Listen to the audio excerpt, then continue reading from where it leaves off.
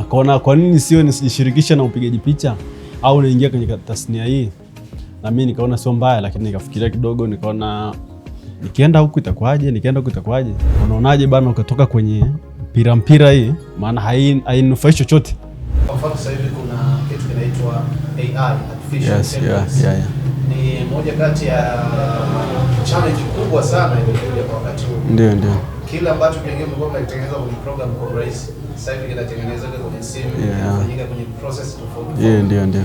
Nawezaje kuendana na kasi ya teknolojia ambayo sasa hivi imekuwa ni gumzo na imekuwa ni tatizo katika tasnia hii ya picha?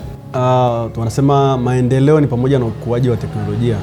Teknolojia inapokuwa, kwa sababu kila siku kukicha teknolojia inazidi kubadilika na hatuna budi kuadapt teknolojia mpya kutoka kwenye teknolojia hii kuna teknolojia nyingine. Kwa sasa AI imeshika kasi, ndio, na pia imekuwa ikirahisisha mambo kwa kiasi kikubwa. Ila ukiangalia AI na sisi na kazi zetu sisi hizi hapa kuna utofauti. AI inakutoa kwenye uhalisia. AI inaweza kukupeleka kwenye mazingira. Zipo more advanced, sijakataa, ila asilimia kubwa sana inakutoa kwenye uhalisia. Inaweza kukupeleka mazingira tofauti na ulipo. Hata sisi wapiga picha kwenye kazi hii pia tunaweza kufanya kwa kutoa kwenye uhalisia ukaenda kwenye mazingira tofauti. Ila ile ya kule na huku unatumia sana akili. Kwa AI inapunguza kitu inaitwa creativity, ubunifu. Inakulemaza akili. Hatukatai au hatutaki kuaccept, tuna accept, ila ili uwe bora zaidi inabidi uwe mbunifu. Ili uwe bora zaidi usilemae akili, inabidi uumize kichwa chako. Utumie akili yako kubuni kitu hiki ili kiwe bora. Usipende kukimbilia vitu rahisi, kwamba kwa sababu ni uwepesi wa kazi kurahisisha kazi.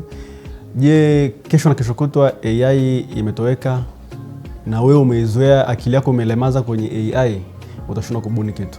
Pia ukiachana na masuala ya photographer, ni vizuri zaidi kuwa mbunifu kwenye kitu chochote kile ili kikuletee maendeleo na kitu ambacho unakifanya kiwe bora zaidi. Ubunifu unahitajika.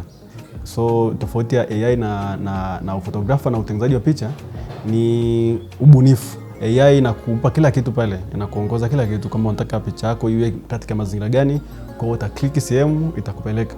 Ila hizi ya photoshoot hapa na utengenezaji wa picha, wewe kama wewe utakaa utaumiza kichwa, mteja huyu ni mweke hivi na hivi, sehemu gani hajakaa vizuri ni mtengeneze hivi na hivi, utaumiza kichwa, utapata kitu bora zaidi. Yeah. Asante sana. Unatumia njia gani kuweza kujitangaza kwenye platform? Uligusia kidogo. Yeah. Labda mitandao gani ndio hasa mnaitumia sana kuweza kuintroduce kazi zenu?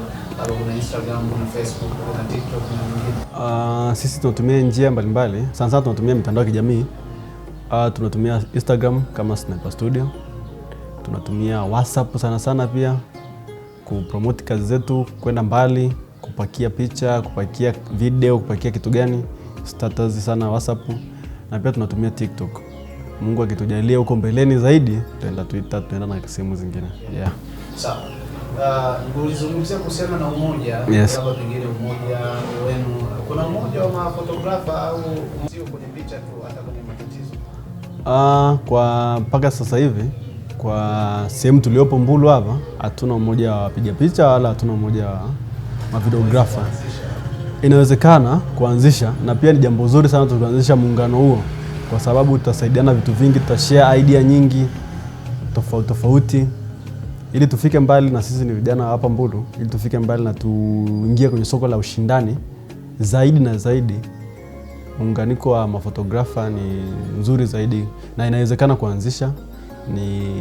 Ni maamuzi tu hajafikia na kuaccept hivyo. Tabia gani ambazo zinakuuzi kwa kazi hii kwa mafotografa au yani in general ambazo sio nzuri zinaleta taswira mbaya kwa kazi ambayo na hivi? Katika kazi hii changamoto moja hapo ambayo inaniudhi kwa upande wangu mimi, inaharibu ni unafiki. Kwa sisi wilaya ya Mbulu hapa tupo mafotografa hapo wengi, wakongwe ambao tumekuta kwenye kazi hii na wengine wameibuka na sisi bado tupo, ni kutokupendana. Cha kwanza, hatuna upendo kutokana na yote, inatokana na ushindano wa kibiashara. Ushindano wa kibiashara, lakini kila mtu anataka awe bora kwenye nafasi yake. Ili uwe bora inabidi kazi iongee, si ndio? Ili uwe bora mdomo usongee, ila kazi iongee zaidi. Wanasema no more words but work talk. Kazi iongee kuliko mdomo, kuliko vitendo. Hiyo ndio itakufikisha mbali. Sasa katika tasnia hii ya photographer, majungu yapo. Huwezi kumzuia mtu asiseme, asikuongelee vibaya, asiongelee kazi yako vibaya.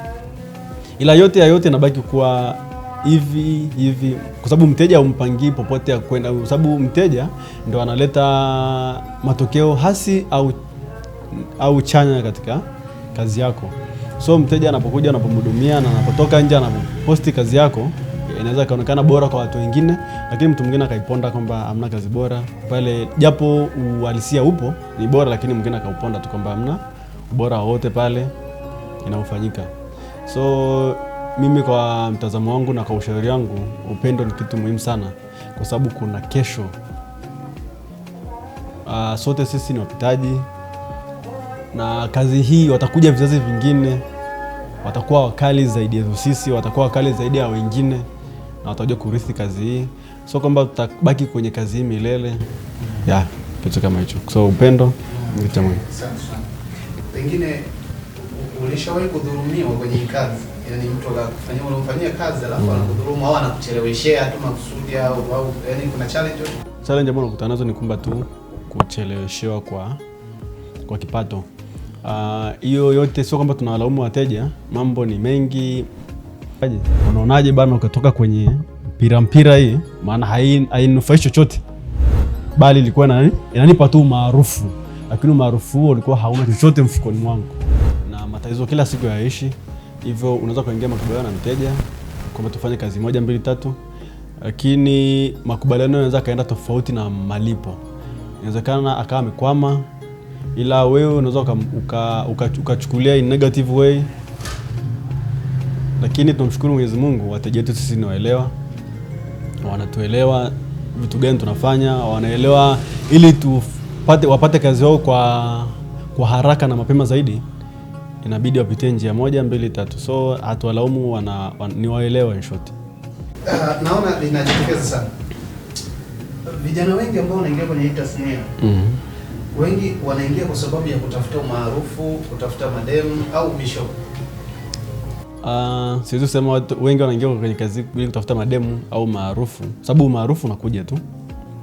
Umaarufu pia ni bahati, so kila mtu ni maarufu. Vijana wanaingia kwenye kazi hii, lengo ni kujitafutia ugali wa kila siku. Hamna mtu ambaye anaweza kaingia kwenye kazi yoyote ile ukiachana na photographer kwa lengo tu kupata umaarufu. Umaarufu ukusaidia chochote kama uingizi chochote au upate kipato. Ila vijana wengi wanaingia kwenye kazi ili kujisogeza kimaisha, kupata kipato ili kuisaidia familia yao na kujisaidia wao wenyewe na hata baadaye kwenye familia zao. Ila umaarufu unakuja pale wewe ambapo tayari umeshajiengage kwenye kazi hii. Watu kukupa comment nzuri, kukusifia kazi yako na nini, ndo the way brand yako na jina lako linazidi kupaa. Wapo ni sio asilimia kubwa, ni asilimia chache ambao wanaingia ili kutafuta mademu, maana wanaamini kwamba kazi hii ya photographer ni kazi ambayo ni rahisi sana kupata mademu. Lakini kiukweli sio kazi rahisi kupata mademu. Na ukiingia kwa lengo la kupata mademu, nadhani utakuwa unajichelewesha, unajipotezea muda na utakuwa pia hujitambui. Okay, sawa. Ulishawahi kusikia ile kauli ipo kwenye mitandao ya kijamii, unaisikia? Nafikiri ulishawahi kusikia. Yes. Cameraman tunakusubiri. Cameraman tunakusubiri. Yes. Unaifahamu? Naifahamu. Nishasikia. Itajenga picha gani unapokuwa unaitazama? Ile cameraman tunakusubiri. Cha kwanza kabisa ukiwa kwenye shughuli, alafu umetoka labda kidogo au unapata chochote kitu, alafu usikie MC anakutangaza pale mbele ya watu kwamba cameraman tunakusubiri. Inawezekana tayari maharusi wameshajiandaa, wataka wapate picha, lakini wewe umetoka kidogo. Cha kwanza kabisa inakushtua. alafu unaweza kukutoa kwenye reli, kwa sababu watu ukumbi mzima unaweza kawa unakutazama na kutafuta. Kwa hiyo unapoibuka hivi kila mtu anakutolea jicho. Kwa hiyo inakutoa kwenye njia. Ila ile ilikuwa ni kweli au ilitengenezwa? Ile ni inawezekana ikani kweli, lakini pia imetengenezwa, ila uhalisia upo. Uhalisia hilo ni kweli kabisa. Wewe unakula muda gani wakati sherehe?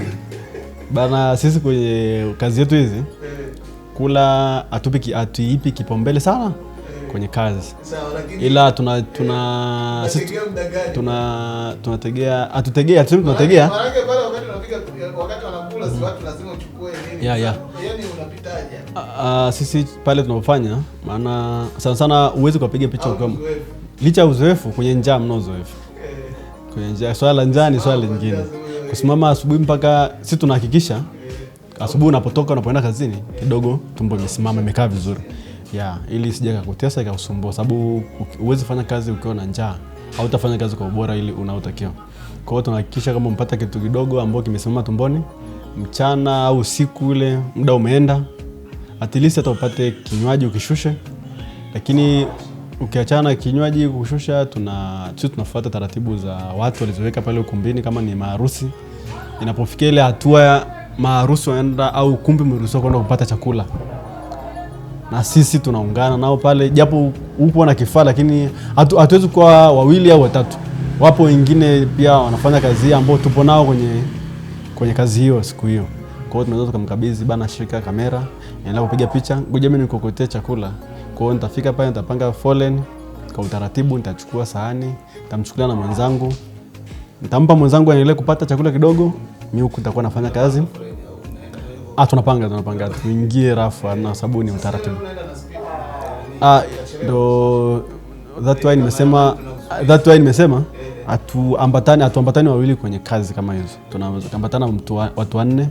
Kuna anayeshoot video, kuna anapiga picha, ila kuna backup tena zipo nyuma. Kwa hiyo inapofika hatua ile tunapoenda kupata chakula, mimi naweza nikachukua kamera nikamkabidhi mwenzangu, nikafuata chakula na pia nikamfuatia na yeye chakula.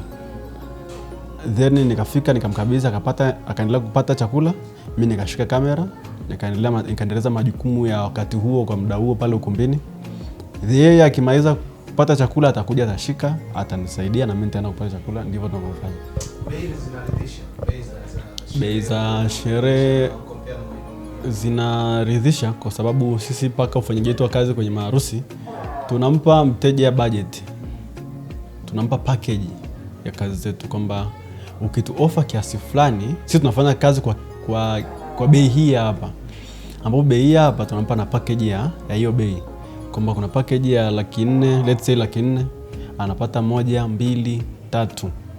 Package ya 600,000 anapata 1, 2, 3. Ina maana bei inapopanda au inapo drop, inapoanzia kiwango cha chini kama 200,000, ina maana package yake inakuwa ni ndogo. Vitu ambavyo atakuwa upata au vitu ambavyo anatakuwa afford ni vichache. Ila anapofika 400,000 tena inakuwa ni zaidi ya ile 200,000. Akifika 600,000 inakuwa bora zaidi. Akifika 900,000 milioni anapata vitu vingi. Akaona kwa nini sio nishirikishe na upigaji picha au naingia kwenye tasnia hii. Na mimi nikaona sio mbaya, lakini nikafikiria kidogo, nikaona nikienda huku itakuwaje? Unaonaje bana ukatoka kwenye mpira hii, maana hainufaishi chochote.